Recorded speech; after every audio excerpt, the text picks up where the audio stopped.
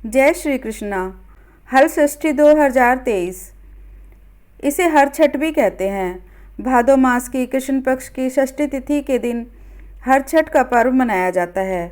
पौराणिक मान्यताओं के अनुसार भगवान श्री कृष्ण के बड़े भाई श्री बलराम जी का इस दिन जन्म हुआ था, इसलिए इस दिन उनका जन्म उत्सव मनाया जाता है।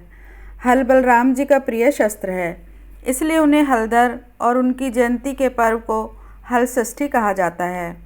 पूरे भारतवर्ष में इस त्यौहार को और भी कई नामों से जानते हैं, जैसे ललई छठ, चंद्र छठ, बलराम जयंती, बलदेव छठ, रंधन छठ, हल छठ, हर छठ, चंदन छठ, तीन छठी और तिन्नी छठ।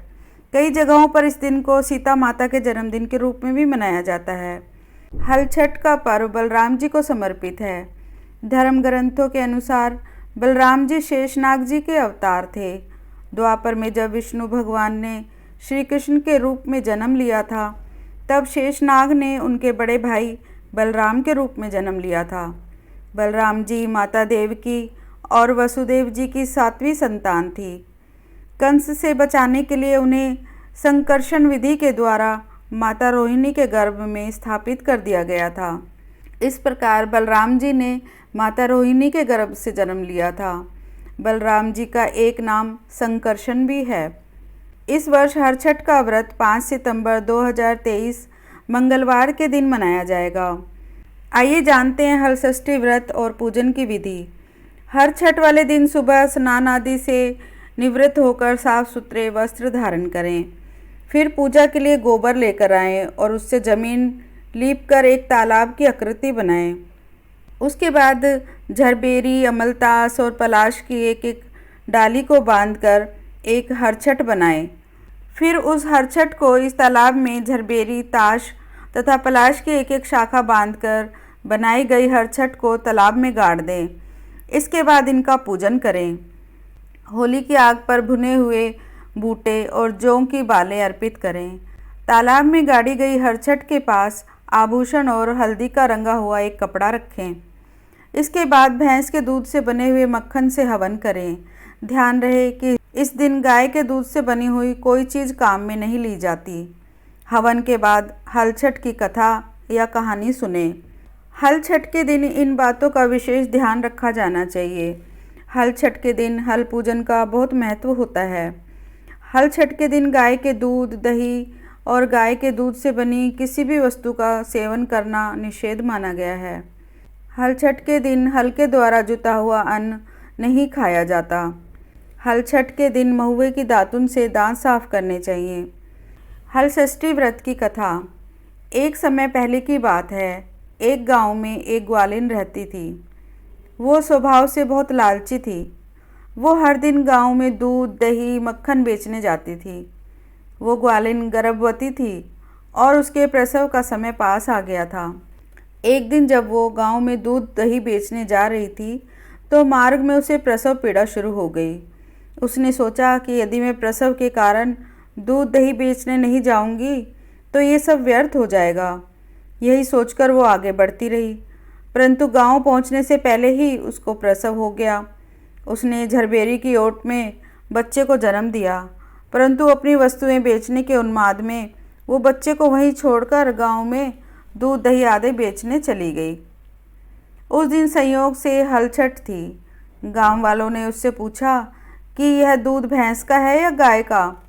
आज हल षष्ठी है और आज हम सिर्फ भैंस के दूध से बनी हुई वस्तुएं ही उपयोग में लाएंगे। उसने मन ही मन सोचा कि यदि मैंने इन्हें सच बता दिया कि ये दूध गाय और भैंस दोनों का मिला हुआ है, तो ये लोग आज मुझसे दूध नहीं खरीदेंगे। इससे मेरा सारा परिश्रम और दूध व्यर्थ हो जाएगा।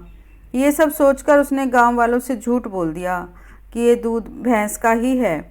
भोले भाले गांव वालों ने उसकी बात को सच मानकर उससे दूध खरीद लिया।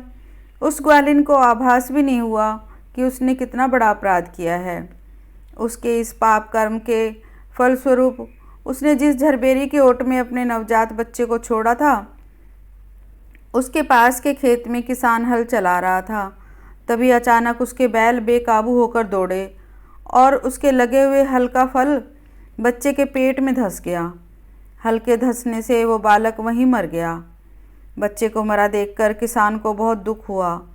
किसी को पता न चले यही सोचकर उस बच्चे के शरीर के घाव को झरबेरी के कांटों से टाँक दिया और अपने बैल को लेकर वहाँ से चला गया।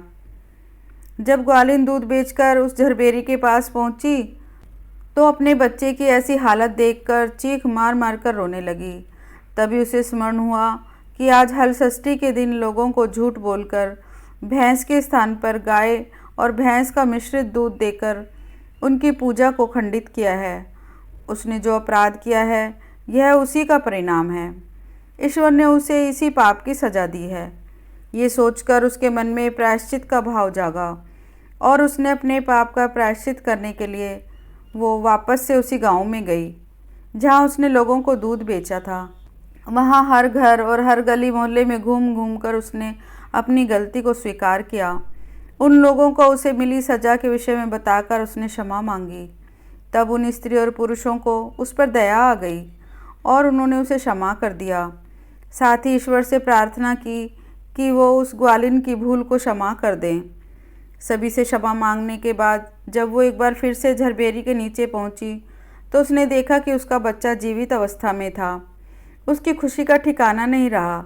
उसने हाथ जोड़कर ईश्वर को धन्यवाद दिया और भविष्य में कभी भी असत्य ना बोलने का प्रण लिया।